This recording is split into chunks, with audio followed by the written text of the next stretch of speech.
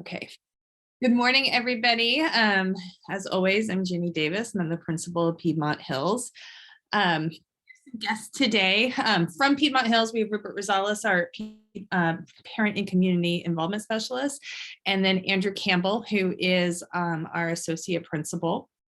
But then also from the Santa Clara County Office of Education, we have AJ de Guzman, and then Juan, and I hope I pronounced your last name correctly, El Danino.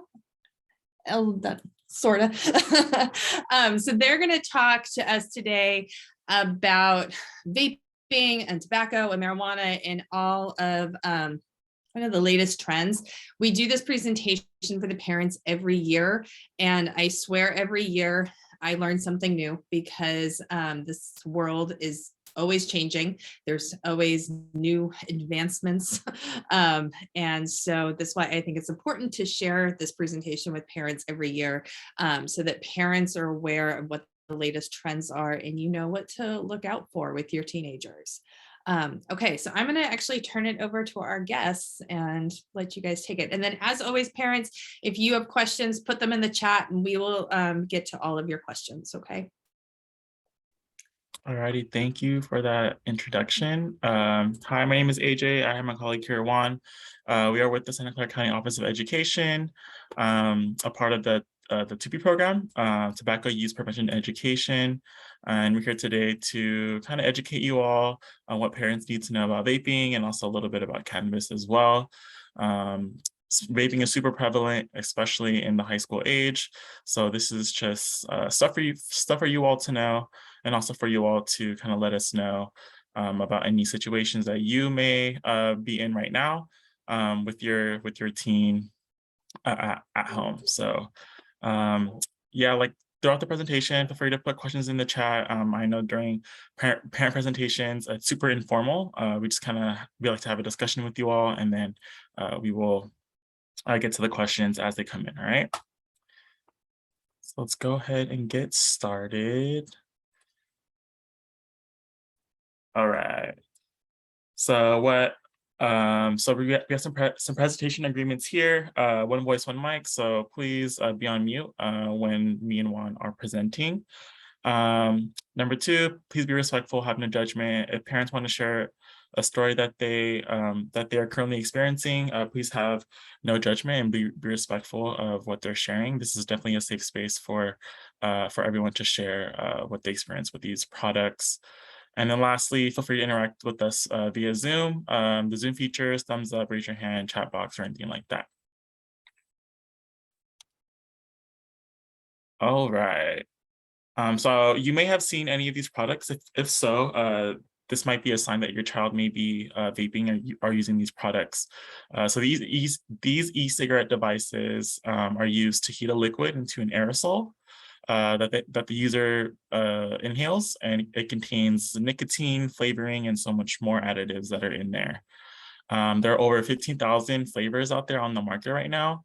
That include fruit flavors, candy flavors, food flavors that they even made up.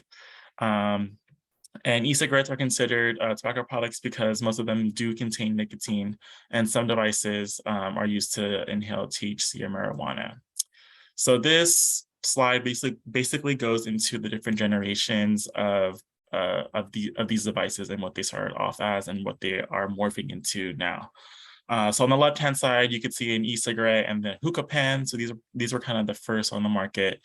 They really resemble a cigarette, and the hookah pen is kind of when the flavors were introduced. So from there, it kind of morphed into a vape pen and a wax pen, and this is where the user is used to inhale an e-liquid or a juice, which includes the nicotine flavors and all of the other chemicals. And the wax pen below there is used to inhale THC, it's a really high concentrated THC in that wax pen. Now going to the mods right there in the third column on the top. This is the larger tank, and this is kind of when the battery was kind of introduced. The battery is also introduced in the vape and wax pens, but this is when the people that use vapes were introduced to the really large big cloud. This also uses an e-liquid where the user can actually put the e-liquid inside themselves. And then over there, they brought in some pods. This uses the nicotine salt, and Juul was the first to invent this and kind of changed everything completely. It has a stronger hit, and it uses the disposable pods or cartridges that are filled with nicotine flavors and other chemicals. So this kind of changed the whole thing, and this is what became super, super popular. And then disposable pods started arriving on the market. You can see the puff bars that are super popular, and puff bar pluses. So these were super cheap, has many different flavors and a higher nicotine content. So these are probably the most popular that we see right now. So yeah, so it kind of morphed into kind of Novas and the Swarens. So there's just many different types of these devices. All right, so how much nicotine are actually in these products? So we all know that nicotine is the super addictive chemical or substance that is in traditional cigarettes, and it's also in these e-cigarettes as well. So you can see on the left-hand side, you can see 1 pack of cigarettes is equal to about 20 cigarettes, right? So in 1 Juul pod, these were super popular, is equal to about 41 cigarettes. So there's actually about two packs of cigarettes in that 1 Juul pod, which is super alarming because we've heard so many different stories of youth using 1 Juul pod in 1 day. So they're getting introduced to 41 cigarettes, basically. All right, and then 1 puff bar is equal to 50 cigarettes, so that's about 2.5 packs of cigarettes. So puff bar, once again, is a disposable pod. And once a youth is done with that puff bar, they would basically throw it out and open up a new one. So they could be getting introduced to even more nicotine if they're using more than 1 puff bar in 1 day. And then a Swarm pod is equal to about 90 cigarettes, which is a really large amount of cigarettes in one device.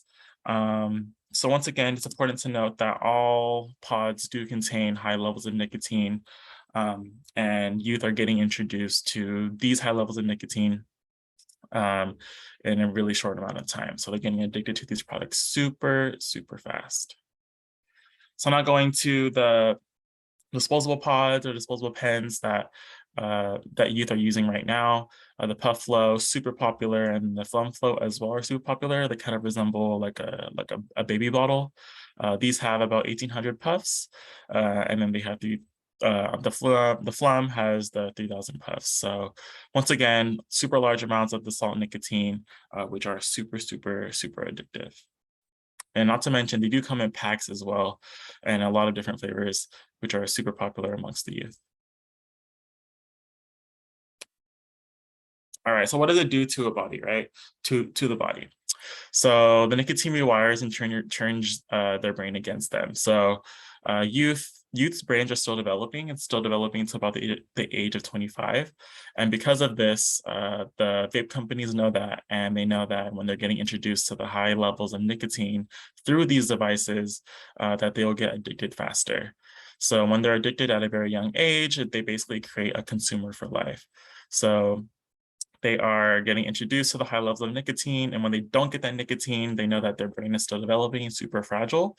So they know that they will crave it and want that nicotine rush in their brain. So you can see if you go down below, you can see the aerosol with the lungs. So the aerosol is basically the cloud of chemicals that come out of a vape device, and there's only one good thing that is good for your lungs, and that is oxygen, right? So when the lungs aren't getting the oxygen, they're getting introduced to the aerosol. It can really damage your lungs and turn into a long-term lung disease. To the right, you could see the heart. So nicotine makes the heart beat faster, and also the aerosol damages the vessels in the circulatory system. So the heart is made of vessels that deliver fresh oxygen to your body. And when the aerosol is getting introduced to the body, into the heart, it can actually cause blood clots in the vessels and in the circulatory system, which can increase the risk of getting a heart attack or long-term heart disease as well. And then nicotine also increases your acid reflux, which basically means like a heartburn. All right, so who is the target audience? I think we kind of know who the target audience is by now with all the different flavors. And even looking at these ads, they're super youthful and they're really trying to entice the youth, right? You can see the slogan here, like they're like, this is the vape that you've been waiting for. Like, this is the new thing now. This is the new trend. This is a part of the culture now. So the target audience are youth. They really want to create a new wave of smokers. You'll see later on when we get into the graphs that traditional cigarettes, they aren't really popular amongst the youth. I think the youth know that these aren't popular or like they're not good for them. So these vape companies and then the tobacco companies partnered up to basically create a new electronic device to create a new wave of smokers with the youth. All right, and this ad was basically put out during the pandemic. One of my colleagues saw it. I believe it was on Snapchat, and it said, "Solo break. We know that the inside vibes have been quite a challenge. Stay sane with Puff Bar. This solo break, we know you'll love it. It's the perfect escape from the back-to-back Zoom calls, parental texts, and work from home stress." So this ad was put out during the pandemic and really used as a way to kind of cope with the stressful time of during the pandemic. So this is basically saying like, hey, if you want to let off some steam, use this puff bar and it will help you out. When in reality, you're getting introduced to all the nicotine and all the toxic chemicals that are part of using that device. All right, we do have a quick video here just to show how nicotine isn't in demand, it is on demand. Let me see, share my sound. All right.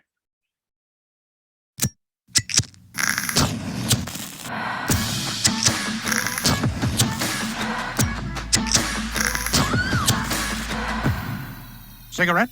No.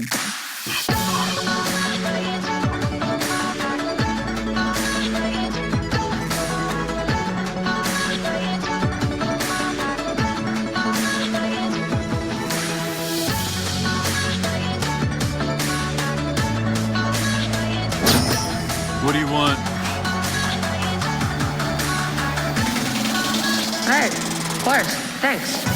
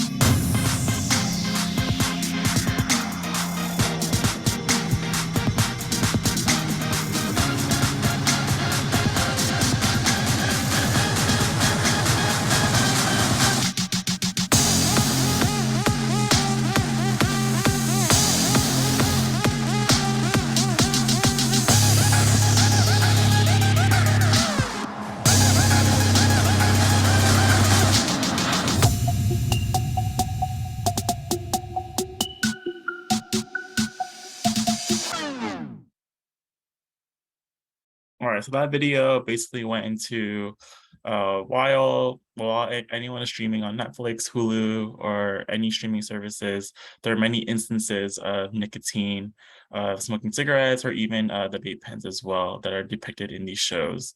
And also in music videos as well, with these music artists, there are many times where a tobacco company will basically sponsor a video and youth are getting introduced to the act of smoking through these videos and also through streaming services as well. All right, so now we're gonna go a little bit into graphs. So this graph is going into the California Student Tobacco Survey in Santa Clara County. This is from 2019 and 2020. We will get some more new data from the Public Health Department, but this is the data that we have right now. So the key message is to know that 1 in 4 high school students have ever used a tobacco product in 2019 and 2020. And overall, the vapes are still the most common used tobacco product used amongst the high school students. You can see that on the second column there. And also, it's important to note that cigarette smoking amongst the youth is very low, like I mentioned before, of a 1%. So it's important to note that youth are using these products, that overall the youth have ever used it or are currently using. But it's fact that they are being introduced to these products at a very young age, and vapes are the most common and most popular product that the youth are using. All right, so now going into like reasons why youth are using these products. So you can see that, so this also is from the California Student Tobacco Survey from 2019 and 2020. And on the left-hand side here, you could see that it's because their friends are using them. So youth are being introduced to these products probably because of peer pressure, or maybe the friend is using them and the friend is asking if they want to use it. As you know, being in high school is a super impressionable age. You're kind of curious about things. So youth are being introduced to it by their friends. The second column there, you can see that they come in lots of flavors. So once again, over 15,000 flavors that these youth are really curious about. And the vape companies know that through these flavors, it will make a youth super curious to try the different flavors out. And then the third column there, you can see they look interesting and cool with the different types of devices that are coming out on the market. The vape companies want to kind of morph these products to make it look cooler, make it look more concealable, more slick. And so they can hide it as well. And so they look more interesting and cool. And they're curious to see how it is being used.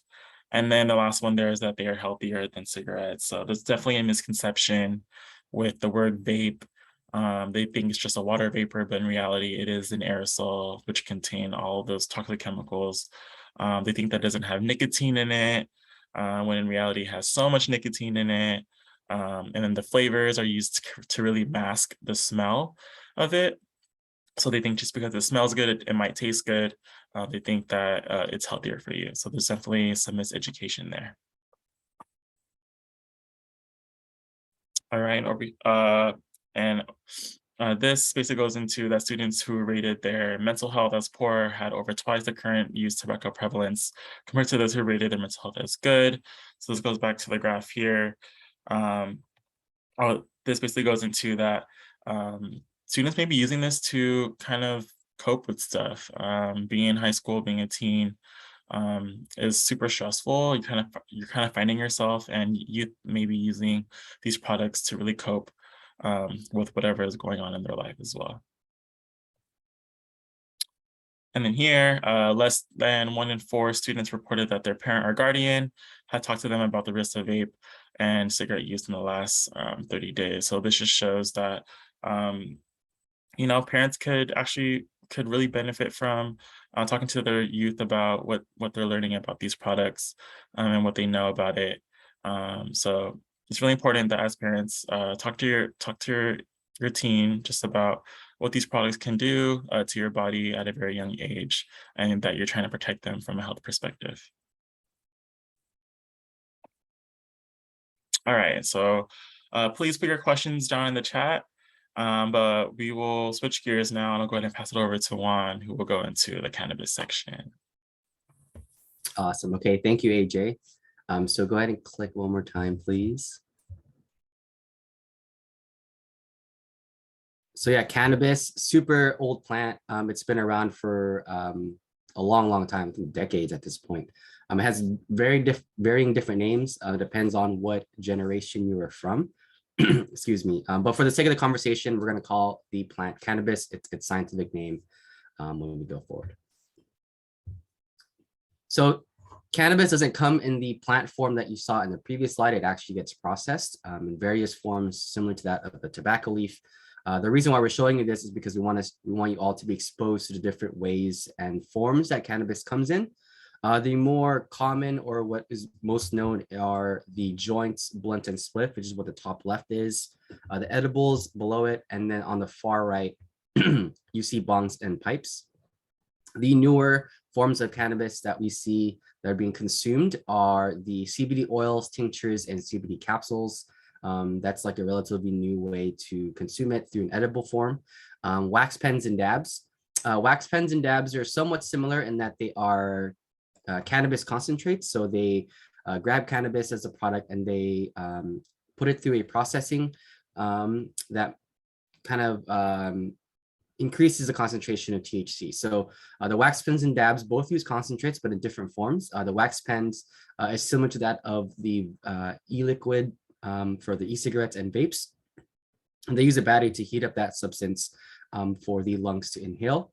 And then the dabs use a similar contraption. It's called a rig, very similar to that of a bong. And they use a high flame to melt that concentrate, and then they inhale it through the rig. So both of those wax pens and dabs are incredibly higher in concentration as opposed to the other forms that you see here.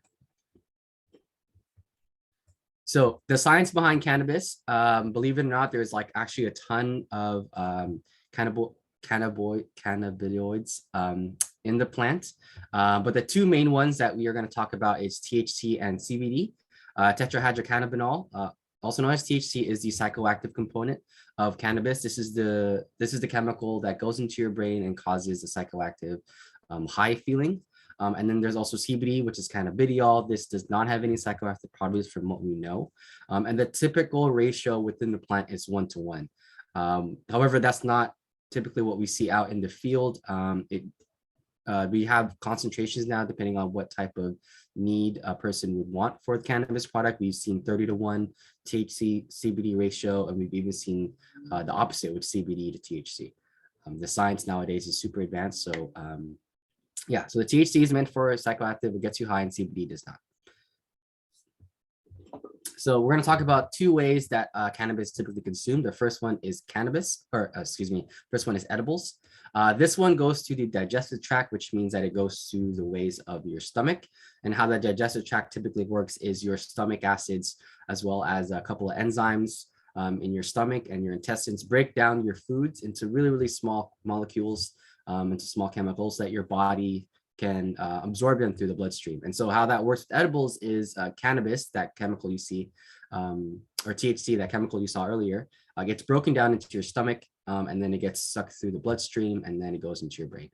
So as opposed to the other form, which is inhalation, this takes a lot longer. It takes typically from 1 hour to 2 hours. So what we typically see is youth would take edibles when they do digest it, and then they realize that it doesn't work. When in reality, it is working, your body is still digesting it, and then they take another dose, and at that point, it's too late. With doses, from what we know, there is no accurate scientific way to really measure the THC levels in edible products. So when you see that labeling in cannabis products, cannabis product edibles, it's typically a range. So it says 20 to 15% THC levels. It's a range. We don't know if it's 20 or 25 or 26. There's no accurate way to really measure THC levels in products. So by that time, the youth will have taken 2 doses, and then they'll get the first hit of that first dose, and then next thing you know, they're overdosing on the second one. Because it's through the digestive tract, there's no way to sober up. So we actually went through a conference last year, and Colorado's emergency room doctors were there to present on how often and frequent they're getting youth coming into the emergency room because they've overdosed on THC. And overdosing on THC does not look like overdosing on other hard substance 1 chemicals. An OD in cannabis or with THC, from what they characterize, is when they start feeling psychosis and hallucinations. They start throwing up, they feel nauseous.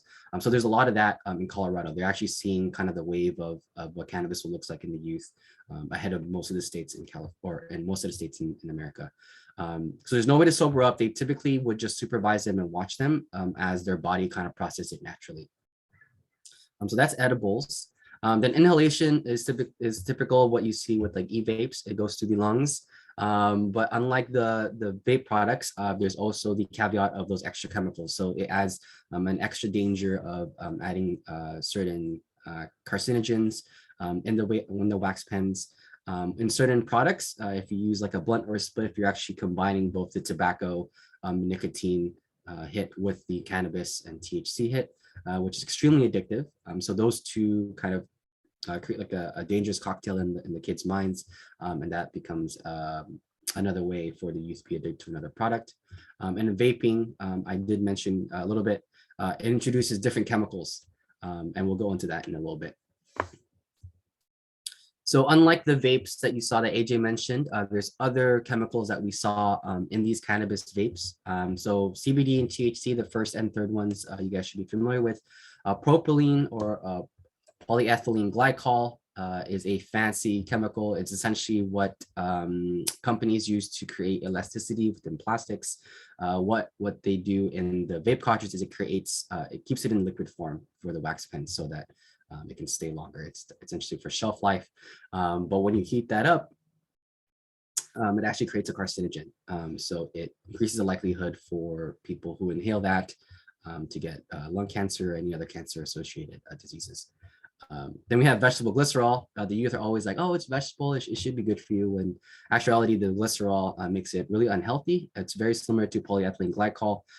This actually helps the chemicals move a lot faster through your bloodstream. Think of it as like nitrous oxide. So they get the hit a lot quicker. That's why you see youth instantly get that feeling when they inhale through the wax pens, that instant high feeling. It's because there's a lot of vegetable glycerin in there.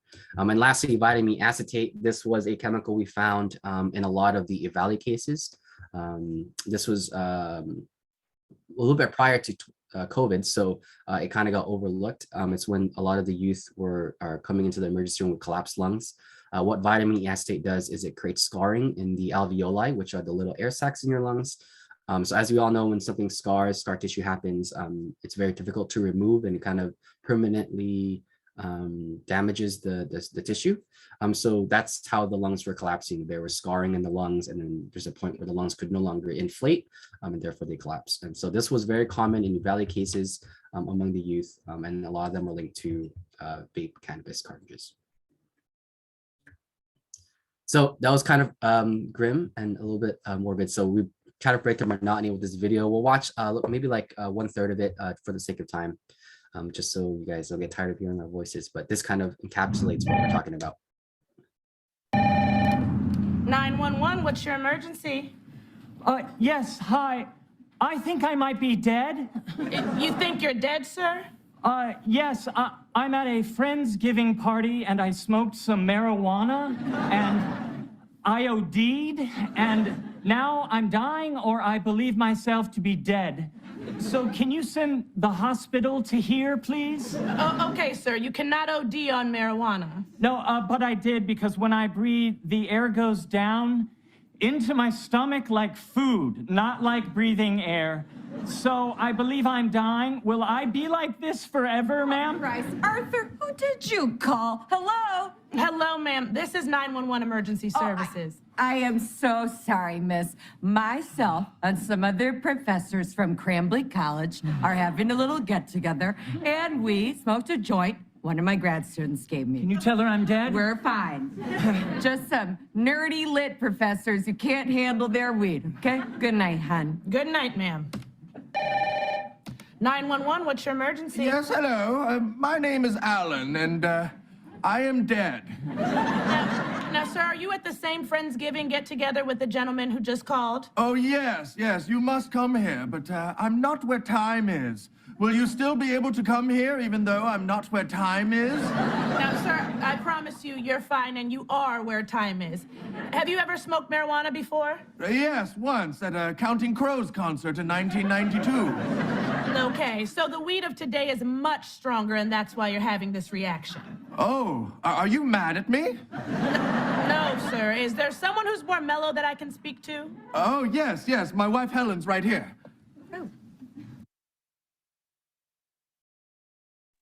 So yeah, we try to kind of, present it in a way where the cannabis of yesteryear was a lot different than it is now. So let's go to the next slide, please. If you haven't watched that skit, it's pretty funny. You should watch it after this presentation to kind of, so here are some of the effects that we've noticed with the cannabis products. A lot of these you've probably been familiar with. It's been in pop culture for years. Excuse me, there's red eyes. Cannabis is a vasoconstrictor, so it rushes a lot of blood vessels, or blood in your blood vessels. Dry mouth, also known as cotton mouth. Increased appetite, also known as munchies, and an impaired motor coordination, delayed response, muscle relaxation, increased heart rate. But with the increase of THC levels in the current products, we're actually seeing a lot more psychoactive symptoms, similar to what someone would go through when they're going through a psychosis, such things as paranoia, memory loss. And we're not talking about like, oh, I forgot where I put my pen a minute ago. We're talking about like whole periods of conversations where youth don't remember having. And then the one that's most concerning based on that conference we had last year was altered perception. They start seeing things closer to like hallucinations and delusions among youth that use these cannabis products. So it's a lot different than what we know of in the past. In fact, on the next slide here, we see this graph that showcases, it's kind of difficult to see, but it showcases the average THC percentage of the products that were surveyed in the United States. What it typically shows on the bottom is the years, and on the top is the percentages. So it starts in 1985 and it goes all the way up to 2010, a little bit over like 2014, 2015. And what you see from 1985 to 2000 is that there was a relatively stable THC percentage range. So it was hovering between 4 to 5% is what the typical THC percentage you would get out in America. And then it kind of rises almost dramatically between 2000 and 2005, and it jumps to 8%, closer to 9%. And then that jumps even higher, almost exponentially to 12%. So this is in 2010. A lot of the information we've been telling you is within 2010, aside from the certain information regarding the conference from last year. We're in 2022, and a lot of the products right now are ranging between 25 to 30% on average. And that's wood flower, meaning it's the plant itself. A lot of the common ways that cannabis actually is being consumed is through edibles and the wax pens and concentrates. And those can range up to 50 to 70%. You've actually seen some that's as high as 85%, which is why a lot of Colorado has seen a lot of these youth overdosing on THCs, because the body isn't used to seeing that much of that chemical at one time, especially at an age when their brains are still developing. So it's definitely something to take concern of and take note of. So now we're going to look at a bit of data graphs. They surveyed California high school youth on the reasons for their cannabis use. A lot of it is to relax, and that can seem a pretty innocent answer, but it's actually linked to stress and positive coping mechanisms. It's a mental health issue when we hear that answer. And then we hear to have a good time with friends. There's the social aspect of the use, to get high just because, and for medical and health reasons. So overwhelmingly, a lot of it is due to the relaxing sensation, and a lot of that can be because of lack of education, as well as not knowing how to have positive coping mechanisms. More so, 1 in 2 high school students have also reported the use of tobacco products along with cannabis, which is an alarming rate. That means 1 in 2, that's about half of the class has reported using at least once cannabis products along with tobacco products. And that's like blunts, spliffs, joints, like you see here. And then the mode in which they use those products, the top 3 is smoked it, which is inhalation, then ate it, which is the edibles, and then vaped it, which is also a form of inhalation. This was back in 2017 and 2018. We suspect that vaping and dabbing have taken over the first 2 slots, and then edibles is there somewhere hovering, just because of ease of use and accessibility. So now we're going to switch it up a little bit to give some tips on what to look for when someone is going through nicotine withdrawal. The easiest way I can describe this is if you had a long night and then you had to work the next day and you didn't have any caffeine for the whole day. That's what it looks like when youth is going through a nicotine withdrawal. They're very similar chemicals, nicotine and caffeine. They actually derive from kind of the same chemical family. So it's an upper, it creates a lot of euphoria, it gives you energy. So when your youth is feeling irritable, restless, or jittery, that's the biggest takeaway that you see, that they're going through a nicotine withdrawal. But the later stages is having headaches and increased sweating. That's the natural body's response to a withdrawal symptom. They feel like they're missing something, so they have kind of an autoimmune response to it. Feeling groggy and tired, kind of same with caffeine. You feel like you're not rested, so you feel a lot of fatigue, and then intense cravings. Having intense cravings for e-cigarettes. That's the body trying to get that chemical back in the system, and also trouble thinking clearly or concentrating. But this varies with each youth, so there's no kind of catch-all to what it looks like. So some tips for handling withdrawal symptoms. The number one, and we emphasize, is exercise. The same chemicals that nicotine tries to replicate in the brain is naturally produced in the body through dopamine and serotonin. So exercise is the best way to produce that naturally. It actually creates a behavioral loop in your body to get it used to that type of chemical dependency on exercise. So it's actually good for you. It gives you good health, and also releases those chemicals that nicotine also provides. Use distractions in means of, like, when people are typically not doing anything, that's the first thing that comes to mind is that withdrawal. So have them go outside, read a book. Actually, I don't even know if you read books nowadays, but I love reading. So read a book, listen to music, watch TV, anything that preoccupy their minds, that they're not thinking about that craving aspect. Set up your environment for success. So excuse me, that can range from not hanging out with certain people if you know that this is triggered to a social aspect. Talk to them about it, and we'll talk a little bit more about that in the next slide. Create an environment where they can thrive and recover. Find stress solutions, and we'll talk about that a little bit. You can also exercise and celebrate your accomplishments. So really small things. Take it a day at a time, sometimes hours at a time. It's really difficult when you have a chemical dependency and then weaning off of that, especially at a young age. So here are some things that as parents you can use to equip yourself against vaping. AJ mentioned that the data stats that 1 in 4 parents actually talk to their youth about this product, and it's not your fault. It's a relatively new product. That's why we're here to let you know. The first one is be equipped with facts and stay informed. You're here today, so you're already one step ahead. And the others is have a conversation, and this can vary in different ways. And we have a slide for that too, and how to kind of coach you and how to have that conversation. Come in the perspective of the youth. Don't come out of perspective as a parent. So understand why they use it. Don't come at an accusatory manner. Come at it as a learning experience for both of you. Convey your expectations. Role play refusal if it's a social aspect to it. Be a good example, and then discuss positive coping strategies.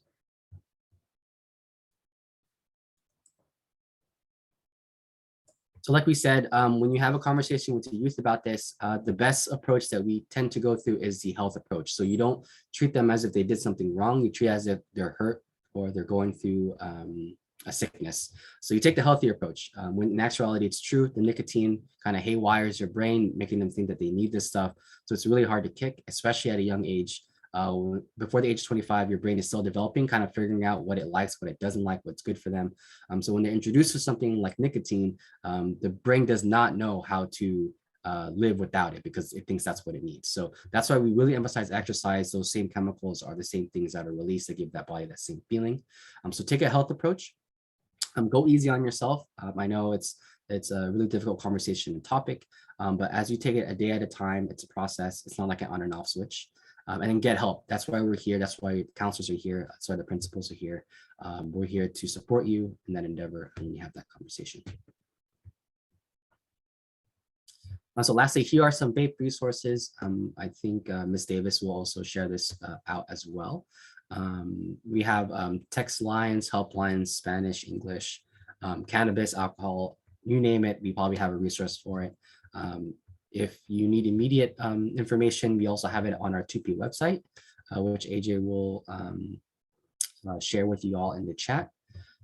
So we have a lot of resources there. You can read about it, you can talk about it. You can also contact us and find information on there as well. And I think that concludes. Oh yeah, please take this survey. It allows us to improve going forward on what information you all need. And that's it. So if you all have any questions, feel free to leave in the chat or unmute. Thank you, Piedmont, for having us. Yeah.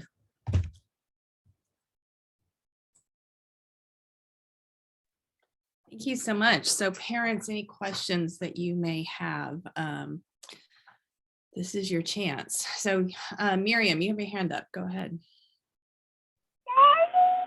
Sorry, I have a baby in the background, but just wondering if it's my nephew who's having this situation with vaping and he's at the school, how can I support the family if I'm not the parent? Do you have any advice?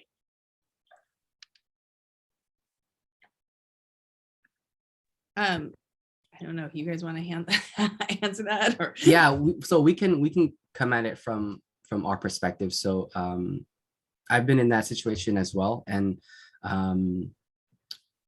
it depends on the family dynamic, kind of where the boundaries are within the family. But for me, my approach is just to educate the youth of what this stuff does. We've been to a lot of classrooms in the past month or so, and a lot of the youth, one of the questions in our presentation is, why do youth not use vapes? We always ask why they use it. We never ask why they don't. And overwhelmingly the answers are because we know it's bad for us. We know it's not good for us. They think there's a data graph early in the presentation where it says that you think that vaping is still healthier than cigarettes, when in reality they're about the same, if not worse at this point. So take that approach first, kind of explain to them what this stuff does, how the marketing works, how they makes it seem like it's healthy for you, why it tastes better is because they hide all that dangerous chemicals with the flavorings, and then kind of go from there. You know, each youth is different, so there's no, I wish I can give you like a catch-all answer for that, but I would start there first. AJ, did you want to add anything that I may have missed? Yeah, I think, yes, it's super important to know the family dynamic, like Juan mentioned. But I would say, you know, whatever you learned here, take some key points and maybe even bring it to your nephew's parent. I think it would be a really good discussion to have with the parent, and then maybe inviting your nephew as well, where you can have a kind of a three-way conversation. And coming from the health approach is always super important as well. okay, great. There's a question in the chat. Thank you. Thank you. That I'm going to let Mr. Campbell answer. What is the high school doing to prevent vaping at school while students are in the bathroom walking through campus? Sorry, Mr. Campbell. So, yeah, I wrote an answer in the chat, but we are being fairly strict with the bathrooms. We have a policy where we don't allow students to use the restroom the first 10 minutes of a break or the last 10 minutes of a break. We actually lock the door for the first of class, not the class. Break. Yeah. We lock the doors during that first 10-minute period, and then in the time when the doors are open, we will actually go through usually twice, almost twice every hour. Yes, we do find students who have vapes. When we do, we confiscate the whatever it is that they have on them. And then we have a discussion with them. We'll often notify parents, and we're at the point where we are building a group session for students who are repeat offenders for that kind of a thing. I will show you, I have a couple of here that we've taken this year, just so you can kind of see the scale. There are some that are like kind of rather large. This is, like they're saying, this is battery powered and they feel the liquid in there. This is another one that came across. Feels like it's new this year. I don't feel like I saw these in the past. So when if you're like looking, you're considering for your kids, like this is the kind of stuff that you're looking for. I mean, it looks like a pen. It isn't any larger than a pen. It's two different parts here. So if you find even this is the part that they're actually smoking through with the battery. But then you can see how small it is. This is the actual like liquid, that is the thing that they're smoking. And I think this one is actually marijuana. This is a THC. And then the ones that are like self-contained, I mean, they're small, they're tiny. And again, a kid could be carrying, I've had a student carrying a dozen of these. And it's, you know, you can shove that in a backpack real easy.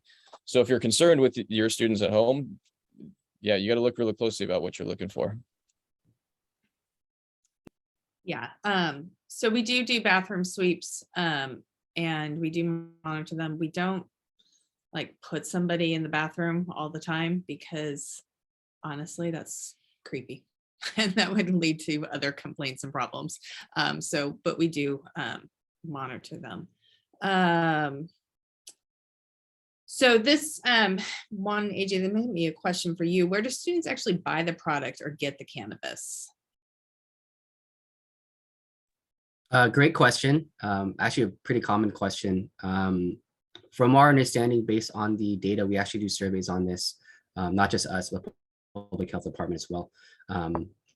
You would think that they get it online and through other folks, but the data actually points that they actually get it from retailers themselves. And this is before COVID-19. So we don't know how that has shifted. We haven't had any survey or data points coming back on accessibility of youth. But what we've been hearing from other teachers and from other adults in school setting is that they're starting to get it through peers. So it may have switched. Santa Clara County did an extensive process where they screened a lot of the tobacco retail folks. They kind of cracked down on the selling of underage youth. So there may be they may be getting it from peers now, from what we hear. And that's not confirmed, but that's what we're hearing. Yeah, I mean, it's relatively easy to get a medical marijuana card if you're over 18. You just need a diagnosis of anxiety, which pretty much everybody has. So it's relatively easy to get. It really is. Okay. Question. So yeah, definitely, presenting to students, and AJ, thank you for asking to come and present, and we definitely will have you present to students. Doing larger scale presentations, that's something that we need to plan. We have done in the past larger scale presentations to like freshman PE and sophomore PE classes. So we'll definitely be planning. That is part of our safety plan to do presentations like that for students. Questions. Is secondhand vaping as bad as cigarettes? Definitely, yes. Studies have come out actually that showcase we actually get exposed to more heavy metals and volatile organic compounds, also known as VOCs, through vape products. Cigarettes, even though they're chemically processed, it's still relatively organic. With the vape products and e-cigarettes, we're talking about chemicals and metals. So when you heat that up with a battery at the heat that it does, it introduces other small things as well. And just to mention, there's also a thing called third-hand smoke or third-hand aerosol. And that's when those chemicals, so even though it looks like gas, it's actually really, really tiny metal particles. That stuff lands on clothing, on fabrics, on upholstery in your car. So when you smell that stuff, that's the same way of getting secondhand smoke. So the folks that are most exposed to third-hand aerosol are the more vulnerable population, so like babies or animals or pets. When they lick the upholstery or skin, they get all those chemicals as well. Can you talk more about the memory loss? You mentioned term memory loss. Is it permanent loss of memory? Great question. I am unsure of the extent of the memory loss. From what we did hear from their presentation is that it's a lot more extensive than what is typically depicted in pop culture, where when someone is high off cannabis, they'll forget. Let's say they put their phone in their pocket and they'll forget where their phone is. What they've examined is that youth would have periods of lapse of memory, so they wouldn't remember how they got to a certain extent. That's the degree in which I can talk about it, because I'm not a certified doctor or anything like that, but that was shared with us during the conference presentation.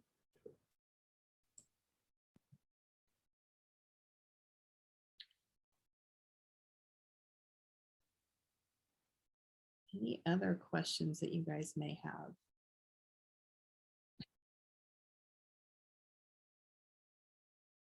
I think we got them all that were in the chat.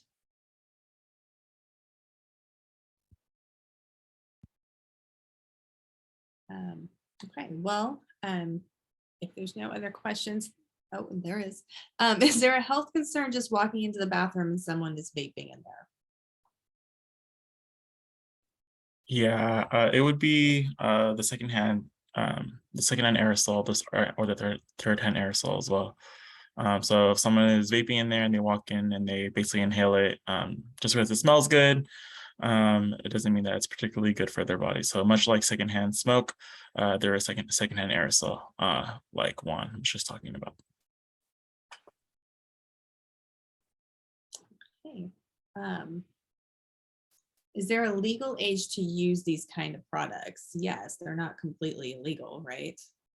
Yeah, it's 21 for both cannabis as well as vape products in California, at least.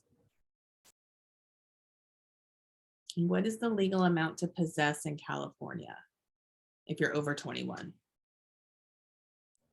I don't think there is a limit for vaping nicotine tobacco products. For cannabis, I know there's a limitation, but I'm not, I don't know it on top of my head. It's pretty high though, from what I remember.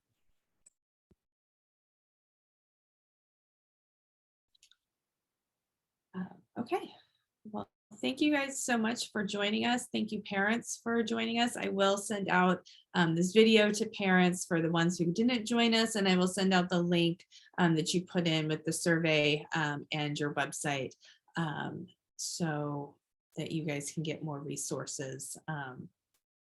Thank you so much. Hopefully you learned something today. I did. So as always, this is a really important topic. And thank you. Yes, you absolutely can share this video. When I send it out, you can share it. And then it's going to be, if you haven't subscribed, I feel so stupid. I have a YouTube channel where all of these are posted that you can actually like subscribe to, and then you would have access to them. But yeah. So once I get it up on YouTube and I share it out, you absolutely can send it to whoever you want. Okay. All right. Thank you so much. Have a great rest of your day, everyone. Bye.